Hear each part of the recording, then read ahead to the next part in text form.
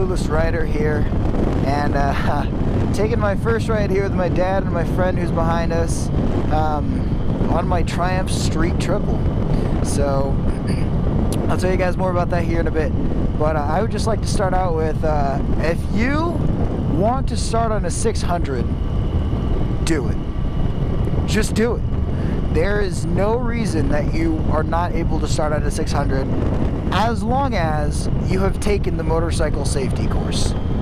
I will say that because if you take a motorcycle safety course, you'll see how to ride a bike, and you'll understand, because most of the time for those safety courses they have you on 250s, or some places I know they do enduro bikes, but they have you on 250s, and so you can kind of get a feel for that power within the class. They do have you on a small course, closed course, but you can kind of get a feel for it and you can understand how to ride. And I believe that as long as you can understand how to ride from there, getting a 600 shouldn't be a problem for you, honestly. I got the 600 because I just knew that I would probably get bored of having a 200 or 300, and I was going to be dissatisfied with the power, and then I was going to have to try to sell it, and I didn't want to have to go through all that. So I got a 600 to start out, and what I'm just going to do is I'm just going to take it easy. I know most people are like, well, you can't exactly take it easy on a sport bike. Yes, you can. It is all up to you. It's personal. So I'm choosing to take it easy. I'm riding here with my dad right now. I'm choosing to take it safe or take it at a comfortable level for me. You just can't go past your limits, and you need to know and understand your limits. So I think that's one of the biggest determining factors of whether you should get a 300cc sport bike or a 600. I also went with a naked bike instead of a full super sport like my friend behind me. He's rocking the I think it's a 2014 Yamaha 50th anniversary edition.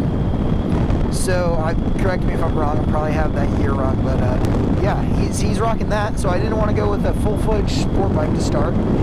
Obviously you guys know naked bikes are kind of detuned from the sport bike, so this actually comes from the Triumph Daytona 675. It's the same engine, it's just slightly detuned for being a naked bike and being fairingless. So that's really the only difference between the Daytona and what I'm on currently. So I mean, if you want to go all out and just go ahead and start on a super sport like the Daytona or Yamaha R6, ZX6R, Gixxer 600, you can do that, absolutely. But you just have to know your limits, and you have to understand that these are very powerful machines, and that you have to take it slowly. Like you have to progress into the power. Like I understand I could ride on this throttle and be going 60 miles an hour in like half a second. So, and I'm already going 40. So, I mean, it's all up to just knowing, getting to learn your bike in the beginning, and then understanding your limits and not pushing it past the limits.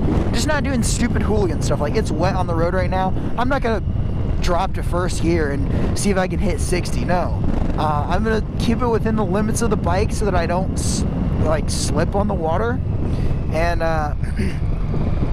and just keep it like within the limits. I mean, you never know what could happen, so you just got to learn your bike. That's all I'm saying. And I don't think that starting on a 600 is bad.